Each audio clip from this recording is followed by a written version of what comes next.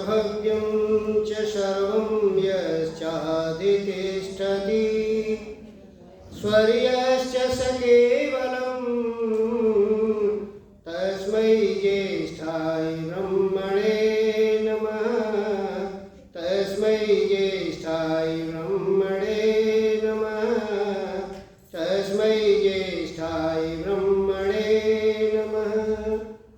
तीनों कालों का जिसे पूरा यथावत जान है, सृष्टि सारी में प्रतिष्ठित बस वही भगवान है स्वयं सुख रूप केवल मुक्तिदाता नाम है।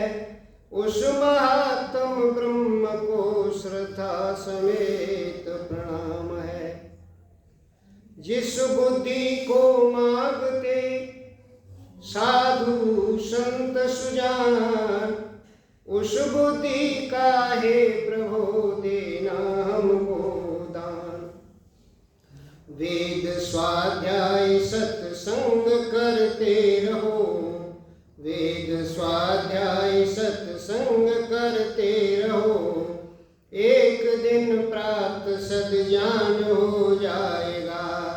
वेद स्वाध्याय सत्संग करते रहो, एक दिन प्राप्त सद्ज्ञान हो जाएगा। शांति होगी परम भ्रांति मिट जाएगी। शांति होगी परम भ्रांति मिट जाएगी। पाप तापों का अवसान हो जाएगा। वेद स्वाध्याय सत्संग करते रहो, एक दिन प्राप्त सद्ज्ञान हो जाएगा।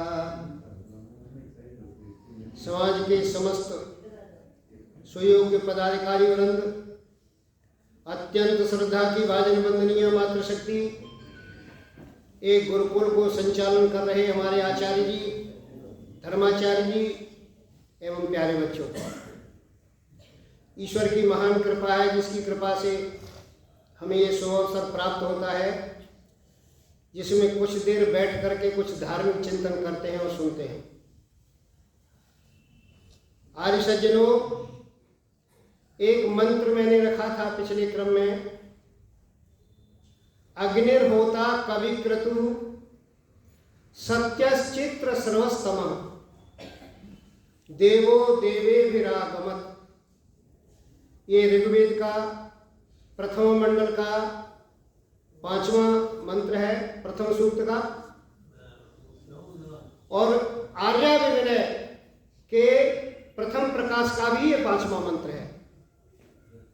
इसमें अग्नि की कामना की गई है, अग्नि से प्रार्थना की गई है। प्रथम मंत्र से लेकर के और 5वें मंत्र तक सब मंत्रों का जो प्रथम शब्द है वो अग्नि है। सज्जनों, अग्नि अग्रणी परमात्मा को कहा गया है। कुछ इसका मैंने भाष्य कर दिया, अर्थ कर दिया था आपके समक्ष। अग्नि का और होता का अर्थ हो गया था। अब उसके आगे चलते हैं। होता जो है परमात्मा को होता कहा गया है। हु दाना दानयो, यानी जो देता भी है और लेता भी है। सृष्टि को बना करके देता है, लेकिन सृष्टि को वापस भी लेता है। जिस क्रम से देता है उसी क्रम से वापस भी लेता है। इसलिए सज्जनों उसको होता कहा गया है।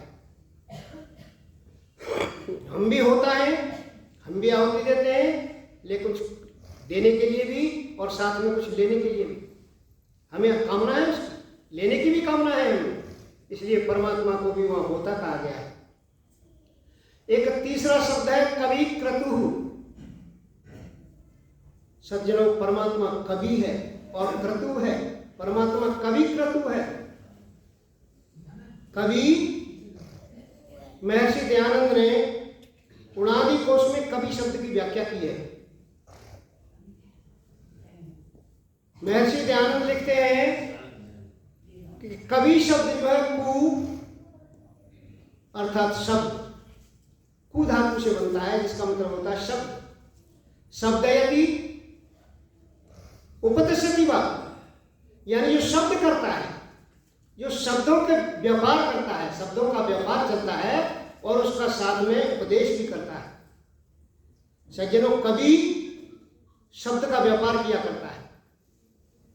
शब्दों के माध्यम से हम कवि उसको मानते हैं कि जो छोटी मोटी कविताएं लिख लेते हैं या कुछ बड़े काव्य भी लिख लेते हैं, ऐसे व्यक्ति को हम कवि मानते हैं। लेकिन परमात्मा जो कवि है वो क्रांतदर्शिता है, क्रांतदर्शी है।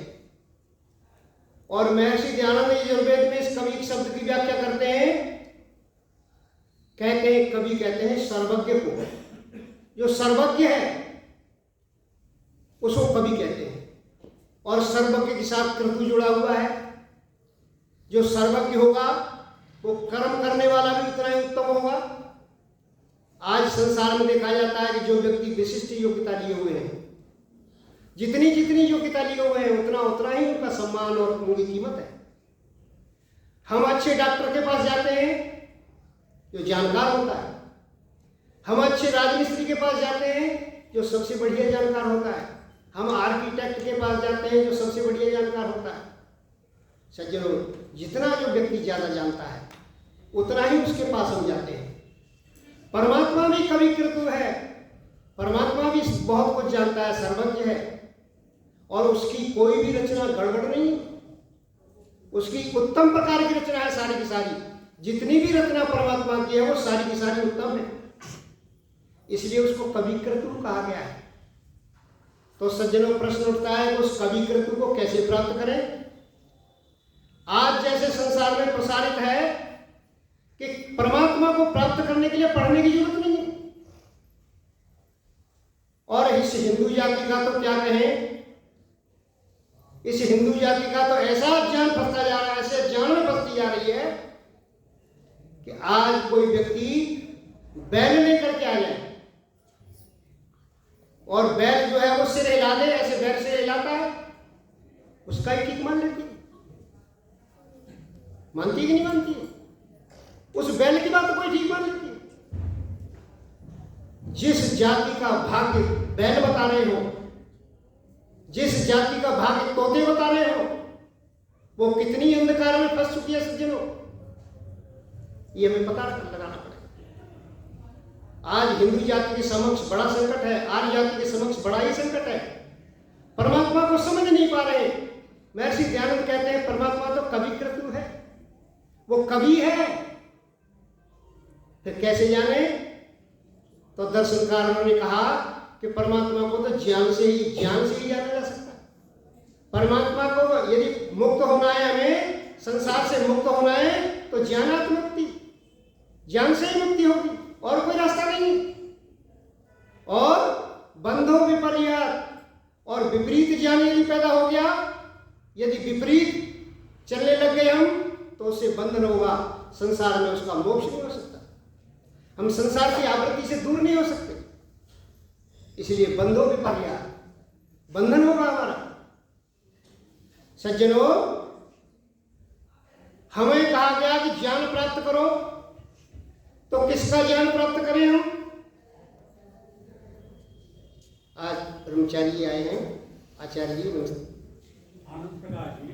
अच्छा, आनंद प्रकाश जी पुरुषार्थी या विद्यार्थी, क्या कुछ लिखते हैं पीछे? ये औलियाबाद में हाँ, अपना इनका पता है, मुझे जानता हूँ। तो सज्जनों,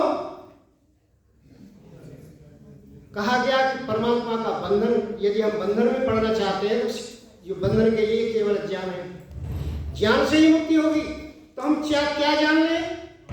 संसार में क्या जान लें हम? क्या हम इतिहास का ज्ञान कर लें? क्या भूगोल का ज्ञान कर लें? संसार में जैसे है अनंत पारम केवल सर्वशास्त्रम अल्पस्य आयु बहुवस्य विघ्न।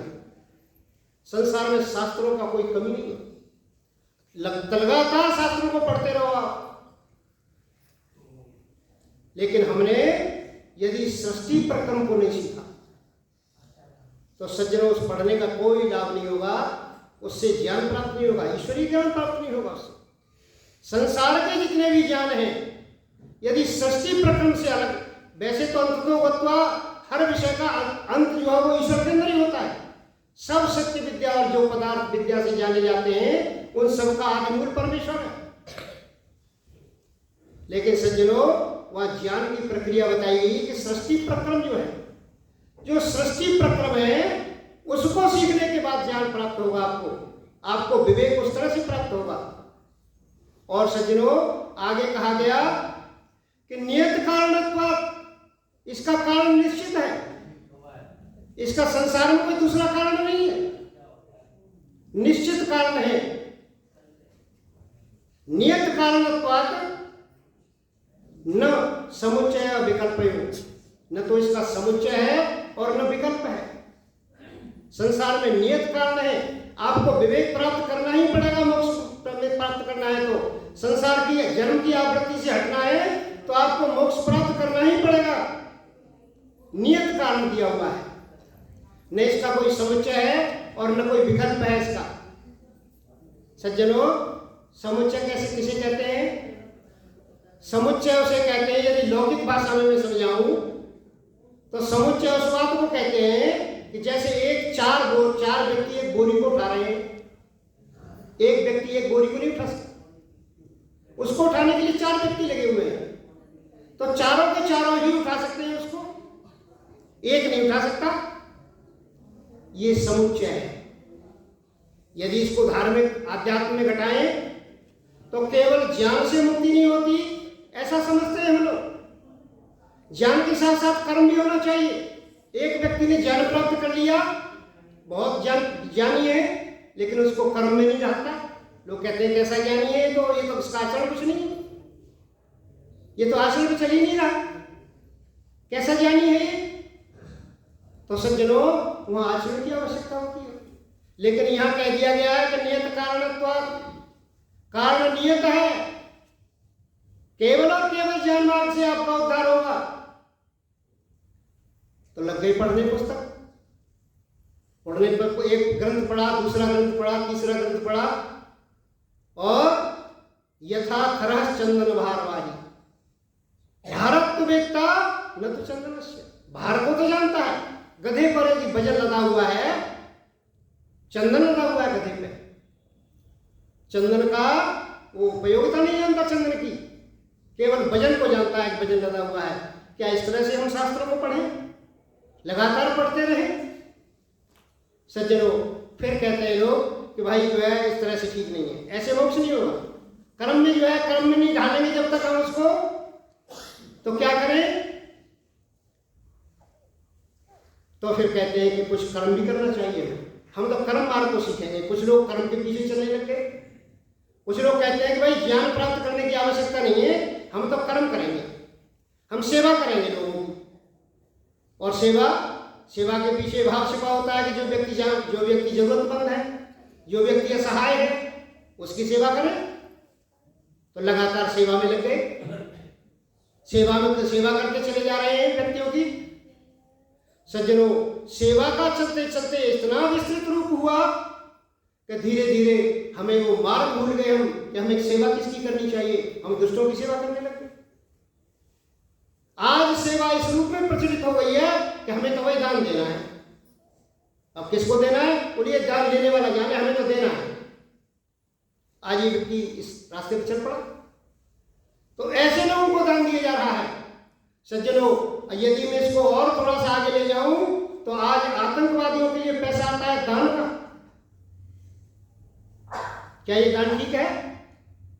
फिर जो है, जो ज्ञान मार्गी जो है, वो उसको डांटते हैं कि भाई तुम ये कर क्या रहे हो, ये तो ठीक नहीं है तुम्हारा कर्म। पहले जब तक आप ये नहीं आप पढ़ोगे कि किसको दान करना चाहिए, हमें कर्म कैसा करना चाहिए, जब तुम्हें ज्ञान ही नहीं होगा तो कर्म करोगे कैसे? फिर उसको डांटते हैं, कहने लगे भाई अब ज्ञान से भी मुक्ति नहीं हो सकती और कर्म से भी नहीं हो सकती, तो फिर हम दोनों को छोड़ देते हैं, हम तो भक्ति मार्ग अपनाएंगे, फिर तो हम उपासना करेंगे, विरक्त हो जाएंगे, हम संसार से विरक्त होकर के केवल ईश्वर की साधना करेंगे और कुछ नहीं करते। कपड़े नहीं पहनते, बोला कपड़े पहनेंगे, खाना नहीं खाएंगे, खाना भी खाएंगे, लेकिन करेंगे कुछ नहीं, न पढ़ेंगे और न उपदेश करेंगे, क्योंकि जितने भी अच्छे काम करेंगे तो सोने की पीढ़ी पड़ जाएगी। यदि गड़बड़ काम करेंगे तो लोहे की बेड़ी पड़ जाएगी, कर्म से तो बेड़ी पड़ेगी जरूर। इसलिए हम सब दोनों को छोड़ते हैं, न हम पढ़ेंगे और न हम जो है कर्म करेंगे। हम तो भक्ति मार्ग को अपनाएंगे। भक्ति में लग गए लोग, भक्ति मार्ग में चल गए, और भक्ति में चलते चलते आज भक्ति का ऐसा रूप हो गया कि संसार के ऊपर बोझ बन गए, कोई काम नहीं करते। महर्षि दयानंद ने सत्यार्थ प्रकाश में फटकार लगाई है। एक जो निर्मोही नाम का एक संप्रदाय, उदासीन संप्रदाय महर्षि के संपर्क में आया और कहने लगे कि भाई हम तो कोई काम नहीं करेंगे। महर्षि ने कहा कि आप खाना नहीं खाते? बोले हाँ खाते हैं। तो बोले कर्मों को भी छोड़ो, ये भी तो कर्म है, इनको भी छोड़ो। तो सज्जनों फिर जो है विरक्त हो गया। आज विरक्त होने के बाद फिर भी ईश्वर की प्राप्ति नहीं, फिर भी वो परेशान है कि भाई संसार कह रहा है कि मेरे ऊपर बोझ है, तुम कोई कर्म नहीं करते। तो न ज्ञान से मुक्ति हो रही है, न कर्म से हो रही है, और न उपासना से हो रही है। फिर ज्ञान मार्ग की डांटते हैं कि भाई जब तक तुम ईश्वर को जानोगे नहीं तो उपासना किसकी करोगे? वो भी फेल हो रहे हैं। तो एक चौथा एक मत निकल के आया कि भाई ज्ञान कर्म उपासना तीनों को करो। महर्षि दयानंद ने सारी विवेचना की है। ये आप सत्यार्थ प्रकाश को ढंग से पढ़ें, गंभीरता पूर्वक पढ़ें, सारी विवेचना है वहां कि भाई जो है ज्ञान कर्म, आप शुद्ध ज्ञान प्राप्त करो, हम शुद्ध कर्म करो और शुद्ध उपासना करो, तो आपका उद्धार होगा। सज्जनों इस मार्ग में चलने लग गए।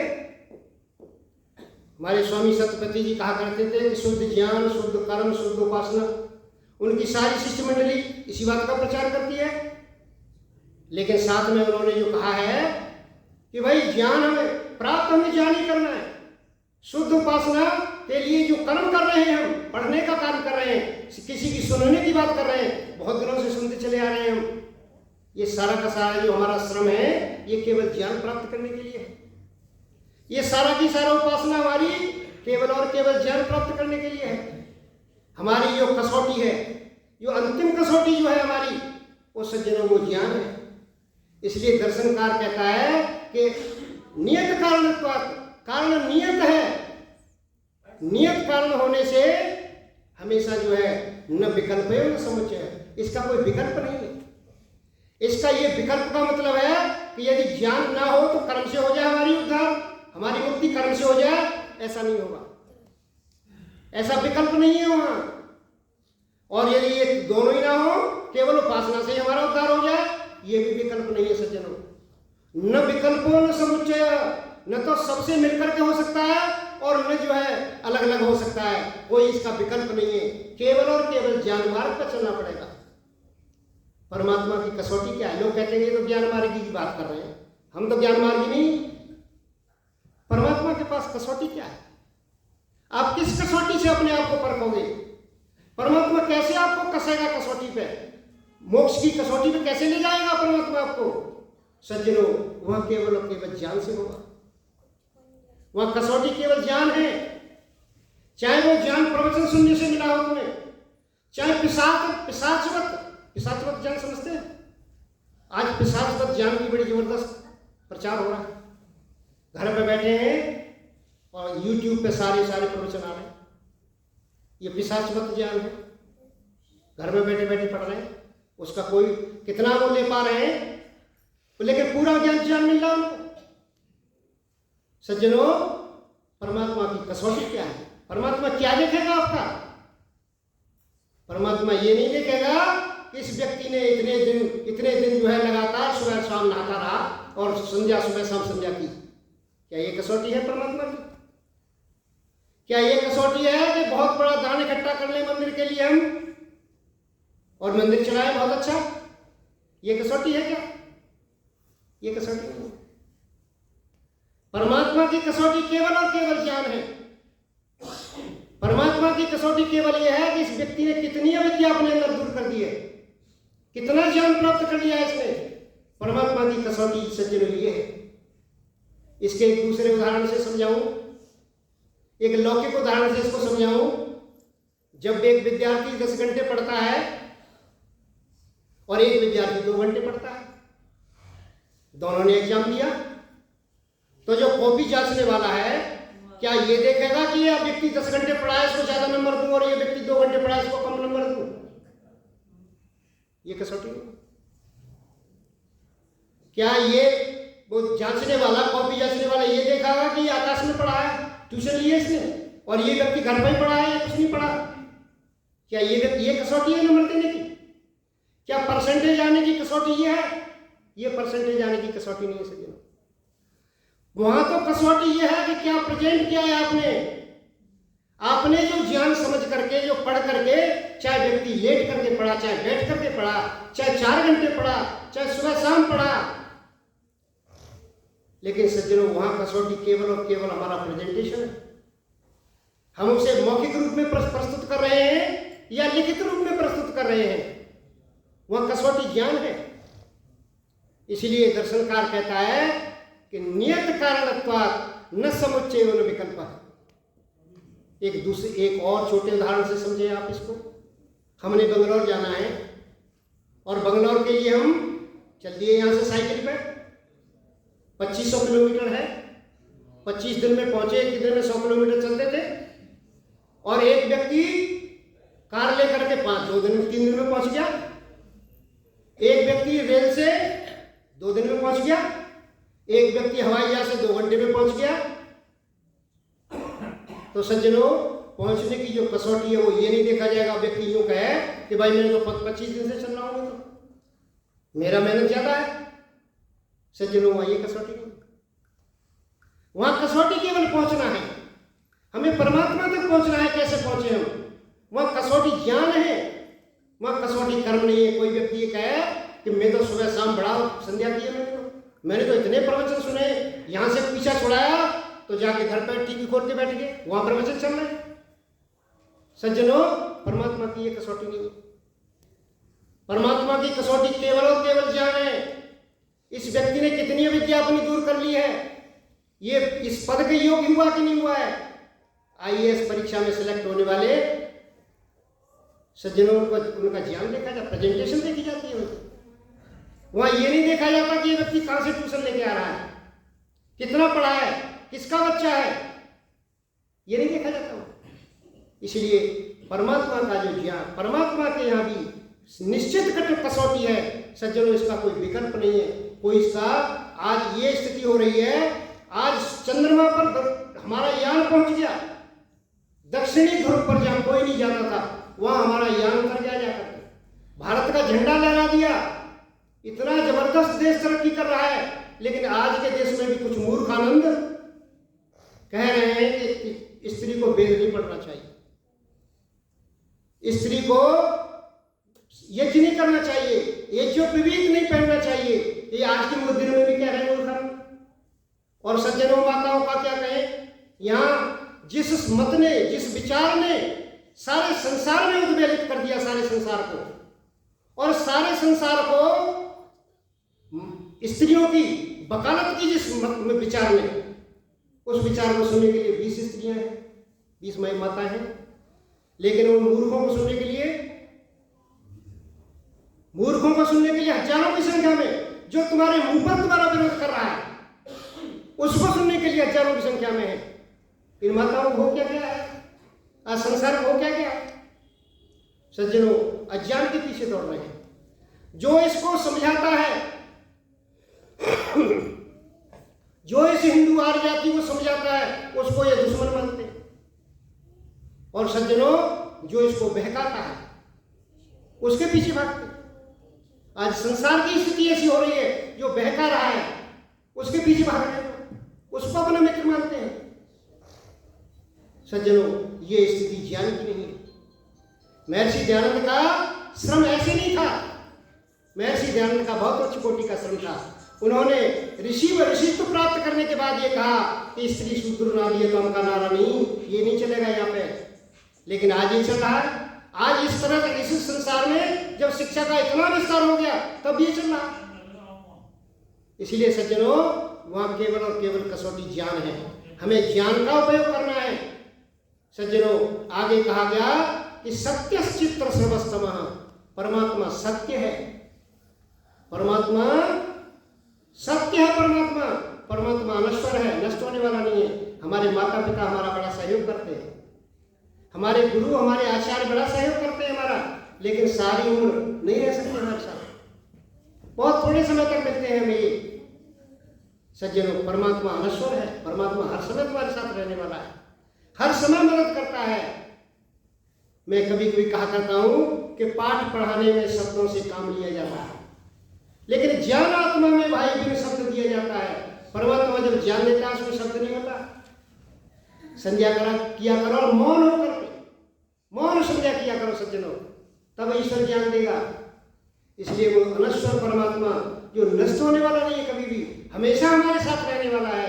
आगे कहा गया कि सत्य चित्र सर्वस्तम, चित्र सर्वस्तम, चित्र कहते हैं विचित्र, वो परमात्मा का श्रवण कहते हैं श्रवण शक्ति, कान, तम उत्तम प्रकार का, विचित्र है, उत्तम प्रकार का कान है परमात्मा का। परमात्मा का ऐसा कान नहीं जैसा हमारा है, क्योंकि कान तो एक जैसे ही होते हैं सबके, कैसे भी कान हो, कान का तो एक ही काम है सुनना, लेकिन क्या परमात्मा के कान और हमारे कान में अंतर है कुछ? सज्जनों, बहुत बड़ा अंतर परमात्मा के कान में और हमारे कान में है। हमारे कान चित्र सर्वोत्तम नहीं है, विचित्र सुनने वाले नहीं है, उत्तम प्रकार के सुनने वाले नहीं है। यदि यहाँ एक दूसरे विद्वान आकर के बैठ जाए और वो भी प्रवचन करने लगे मेरे साथ ही, आप कहेंगे भाई आधा आधा घंटे समय दे दो इनको, आधा इनको दे दो समय, आधा इनको दे दो। एक ही बार में एक व्यक्ति बोलना चाहिए, तब सुन पाएंगे। सज्जनों, एक व्यक्ति मैंने देखा, जब मैं आगरा में एमए की शिक्षा ले रहा था, तो हमारे कॉलेज के पास ही एक सूर सदन है, वहाँ पे नगर महापालिका के बिल्कुल पास ही एक ऑडिटोरियम है, वहाँ पे वहाँ तरह तरह के कार्यक्रम होते हैं। तो हमारे गुरु जी पे खबर आई कि भाई ऐसी एक दशावधानी व्यक्ति आया हुआ है, दशावधानी, जो 10 व्यक्तियों की बात एक बार में सुन सकता है। बड़ा विचित्रता लगी हमें, हम सब गए, पूरी क्लास गई हमारी, और देखा कि 10 आदमी बैठ करके एक साथ बोलते हैं, और एक साथ बोल करके वो व्यक्ति बता देता था कि तुमने ये बोला, तुमने ये बोला, तुमने ये बोला, सबका बता देता था अलग अलग। ऐसा व्यक्ति मैंने देखा। लेकिन जब हमें इतनी चेतना नहीं थी, नहीं तो नाम पता, कहाँ रहते हो सारा, जैसे अब कोई विद्वान मिल जाए तो उससे पूछते हैं ना कि भाई कहाँ नाम, कहाँ रहते हो तुम, लेकिन जब इतनी चेतना नहीं थी, सुना, मैंने विरोध भी किया एक बार। मैंने कहा भाई ये तुमने 10 आदमी बिठा रखे, हो सकता है तुम्हारे मित्र हो, ये तुमने पहले ही क्या लिख के दे दिया हो ये। लेकिन सज्जनों, उन्होंने कहा कि आप बैठिए। मैंने अपने सारे 10 बच्चे, 9 और एक मैं, ये बैठ गए उसके आगे, और एक कागज पर हमने लिख लिया कि हमने क्या बोलना है, और एक साथ सब बोले हम। सज्जनों, उसने अलग अलग बता दिया सब कि आपने ये बोला है, आपने ये बोला है, बड़ी विचित्र भाषा लगी हमें। 10 सावधानी व्यक्ति देखा हमने। ऐसे आगे भी होंगे, लेकिन वो हमारे संज्ञान में नहीं आए अभी तक। लेकिन परमात्मा एक अवधानी नहीं, 10 अवधानी नहीं, असंख्य जीवात्मा संसार में है, सबकी सुन रहा है, एक साथ सुन रहा है सबकी। विचित्र कान है उसके सज्जनों, वो तो अनेक अवधानी है, असंख्य अवधानी है, वो सबका इतना ध्यान रखता है, सबकी बात को सुनता है। और सुनता ही नहीं, हमारे अंदर जो सबका अलग अलग मन है, इंद्रियां जो काम कर रही हैं, झट से उसे पता चलता है जब कोई विचार करते हैं। परमात्मा तुरंत जान लेता है हमारी मन की बात को कि ये क्या चाहता है। इतना जबरदस्त सुनने वाला है, ऐसे कान किसी के पास नहीं सज्जनों। ऐसे परमात्मा को क्या हमें प्राप्त नहीं करना चाहिए? क्या हमें ऐसे परमात्मा की आवश्यकता नहीं है? सज्जनों, ऐसे परमात्मा को, ये यहां तक इस मंत्र की स्तुति हुई, परमात्मा की स्तुति हुई, अब इसके आगे प्रार्थना शुरू होती है। अग्निहोता कवि क्रतु सत्य चित्र सर्वस्तम, यहां तक परमात्मा की स्तुति हुई, परमात्मा तुम ऐसे हो। अब आगे प्रार्थना शुरू होती है। हमें क्या जरूरत है उसकी? हमें परमात्मा की ऐसे की जरूरत है क्या? देवो देव विरागमत, कहा है आगे कि हे देव, देवो दाना द्योतना द्यू स्थानात्मा, जो परमात्मा सबसे दीप्तमान है, सबसे संसार में ऊपर विद्यमान है, सबका अग्रणी है, ऐसा वो देव।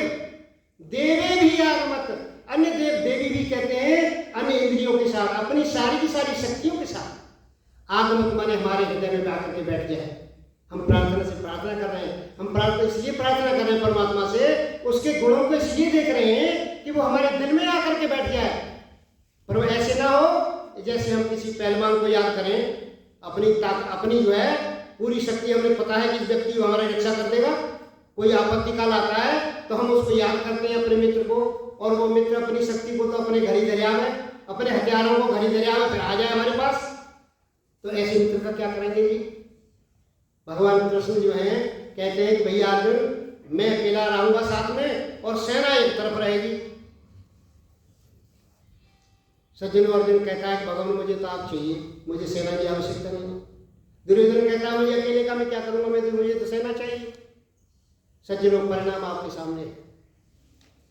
परमात्मा अपनी शक्ति के साथ आया हमारे साथ।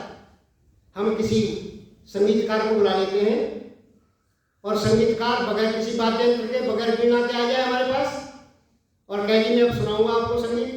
कैसे सुनाएगा? नहीं सुना सकता। सज्जनों हमें परमात्मा से प्रार्थना करनी है कि देवो देवे विराजमत। परमात्मा हमारा दिव्य परमात्मा, वो देव परमात्मा हमारा, वो अपनी पूरी शक्ति के साथ हमारे साथ आए सज्जनों, तब हमारा कल्याण होगा। वेद के मंत्र उच्च उत्तम है, ये ऐसे मंत्र हैं ऋषि ने कमाल कर दिया है इनके व्याख्या करने में। आप ऋषि की व्याख्या को पढ़ें, महर्षि दयानंद जैसा कमाल किसी ने नहीं किया।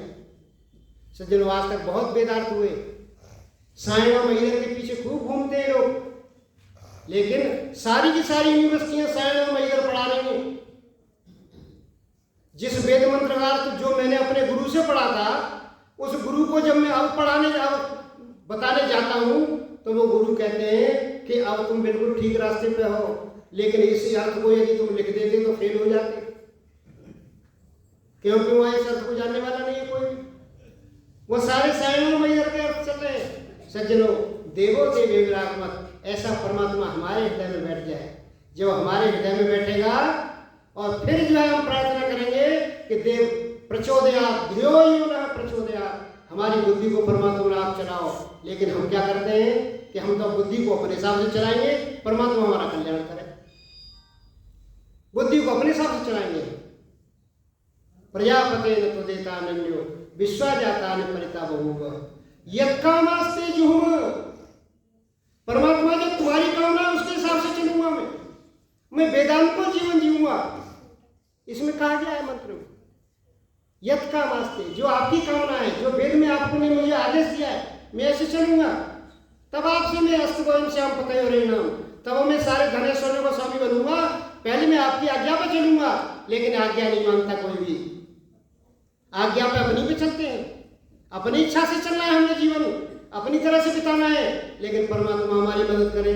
सज्जनों ऐसे परमात्मा मदद नहीं करता, परमात्मा ऐसे मदद नहीं करता।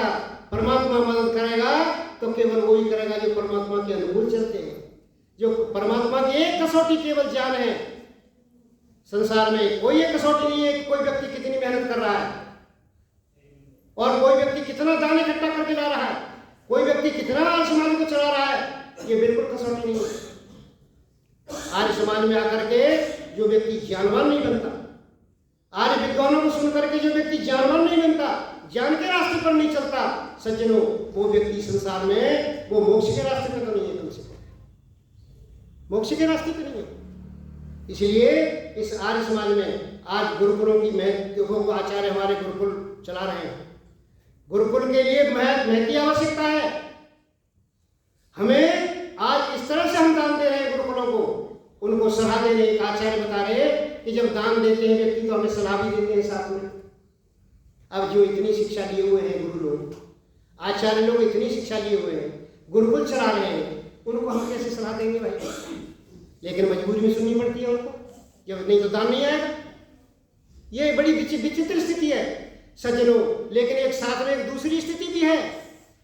आज गुरुकुलों की एक दूसरी स्थिति भी है साथ में कि आज तक महर्षि दयानंद को 200 वर्ष हो गए और लगातार गुरुकुल चल रहे हैं, लेकिन कोई भी महर्षि दयानंद निकल के नहीं आया अभी तक। ये गुरुकुलों की गड़बड़ है। सारे के सारे आज गुरुकुल, जितने भी गुरुकुल हैं, वो सारे के सारे प्रोफेसर निकाल रहे हैं, लेक्चरर निकालना है, साइंटिस्ट IAS निकालना है। ऐसा नहीं कि गुरुकुल कुछ दे नहीं रहा हो, लेकिन महर्षि दयानंद कोई नहीं निकल गया। ये क्या वजह है भाई? हमारे दान में कोई कमी है क्या? सज्जनों, ये विचार नहीं है। ये कहना पड़ेगा गुरुकुल वालों से हमें। हम बिल्कुल पीछे नहीं है, आपके साथ है, हम कंधे से कंधा मिला के चलने को हैं। लेकिन महर्षि दयानंद को निकालो है। महर्षि दयानंद से जब स्वामी श्रद्धानंद अपने सारे की सारी संपत्ति को बेच करके वहां जब गुरुकुल में रहे और उन्होंने विद्यार्थियों से कहा कि मैं अपनी शिक्षा जो है वो गुरुकुलीय शिक्षा से पढ़ाऊंगा मैं, तो विद्यार्थियों ने कहा महाराज आप हमें शिक्षा से पढ़ाओगे, एक कक्षा 1 की भी डिग्री हमारे पास नहीं है, तो हम कैसे संसार में पार करेंगे, संसार में जिएंगे कैसे हम? श्रद्धानंद, हम तो बेकार हो जाएंगे। श्रद्धानंद उस दिन कुछ नहीं बोले, लेकिन अगले दूसरे तीसरे दिन एक रामनवमी का पर्व था, वहाँ स्वामी श्रद्धानंद का प्रवचन हुआ। कहने लगे भाई विद्यार्थियों ने मेरे से ये प्रश्न किया है कि हम तो पढ़ने के बाद कुछ भी नहीं बनेंगे, हम ऐसे गुरुकुल में कैसे रहें? तो महर्षि स्वामी श्रद्धानंद के शब्द सुनो। सज्जनों, कमाल कर दिया महात्माओं ने, ये ऐसे आर्य समाज आगे नहीं बढ़ा। स्वामी श्रद्धानंद कहते हैं कि भाई मैंने पूरी की पूरी संपत्ति बेच करके और इस गुरुकुल में लगा दी, और कोई ये कहता है कि भाई तुम बच्चे तो अपने तो इंग्लैंड में पढ़ा रहे हो और हमें यहाँ गुरुकुल में पढ़ा रहे हो, तो बच्चे भी अपने पहले दाखिल कर दिए अपने साथ ही, सबसे पहले दाखिल अपने किए। और सज्जनों, स्वामी श्रद्धानंद कहते हैं कि मैं तुम्हें दयानंद बनाने के लिए लाया हूँ, अंग्रेजों का टट्टू बनाने के लिए नहीं, कोई क्लर्क बनाने के लिए नहीं लाया आपको मैं तो महर्षि दयानंद बनाना चाहता हूँ आपको। सज्जनों, ये महर्षि स्वामी श्रद्धानंद के शब्द थे। लेकिन आज क्या हो गई है स्थिति कि आज गुरुकुलों में भी ये आवश्यकता हो गई है कि भाई हम जो है दूसरी शिक्षा दें। हम केवल गुरुकुल के ऊपर ना रहे, हम दूसरी शिक्षा दें ताकि विद्यार्थी संसार में जाकर के अपना गुजारा कर सके। ये दोनों ही बड़ी विचित्र स्थिति पैदा हो गई है। हमें महर्षि दयानंद की आवश्यकता है, हमें महर्षि दयानंद चाहिए। गुरुकुलों से निवेदन है कि मैं इस कार्य पर काम करें कि महर्षि दयानंद निकले। ऐसा निष्प्रय योगी जिसको पैसे की जरूरत नहीं है, जिसको शादी करने की जरूरत नहीं है संसार के किसी बंधन में, क्योंकि जब गाड़ी बैरागी की गाड़ी आ जाती है, ट्रेन तो झट से आगे बैठ जाता है। और जब बैरागी ट्रेन आती है, स्वामी महर्षि दयानंद की 19 वर्ष में आ गई और हमारी 80 वर्ष में भी नहीं आ रही। हमारी 80 वर्ष में भी बैरागी की ट्रेन नहीं आ रही। हम सोचते हैं कि चलो कुछ नहीं काम हो रहा, तो आर्य समाज में जाकर के एसी दुनिया में 26 एसी लगे हुए हैं, दुनिया में कोई एसी काम कर रहा है कि नहीं कर रहा है? एक सज्जन के एक समाज के लोग बता रहे थे मेरे को कि हमारे समाज में तो ऐसे व्यक्ति हैं जो पौराणिक मंदिर में भी अधिकारी बने हुए हैं और हमारे यहाँ भी अधिकारी हैं। न वहाँ इनकी समझ में कुछ आता है, न यहाँ कुछ इनकी समझ में आता है। आधा घंटा वहाँ सो जाते हैं और बाकी नींद यहाँ पूरी कर लेते हैं यहाँ कर। ऐसे लोगों से क्या करोगे भाई, जिसकी समझ में कुछ नहीं आ रहा? क्या आर्य समाज का विद्वान इस तरह इस काम के लिए है? क्या मनोरंजन के लिए प्रोग्राम होते हैं? क्या ये मनोरंजन के लिए नहीं होते सज्जनों, ये तो परमात्मा का ईश्वरीय काम है, ये ईश्वरीय मार्ग है। इस मार्ग पर चलते हुए यदि सही रास्ते पर हम नहीं चले तो सज्जनों, न तो मानवता का भला होगा और न किसी और का भला होगा। इसलिए मैं इन्हीं शब्दों के साथ बहुत बहुत धन्यवाद, आपने बड़ी ध्यान से सुना। बहुत बहुत धन्यवाद।